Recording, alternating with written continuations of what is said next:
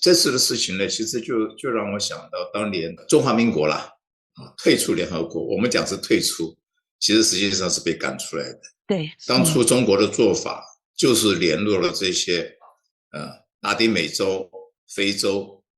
这些小国家，搞了一个是2758号决议案，把台湾赶出来了。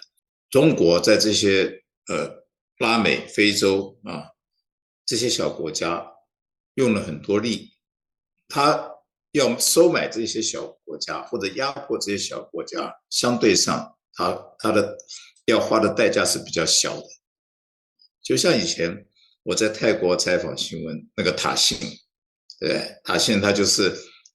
把这些福利都给乡下的人，所以乡下人都投票给他吧。这个2758号决议案也是一样嘛，对，拉丁美洲、非洲的国家就投票给中国，然后把台湾赶出来了，就是这样子。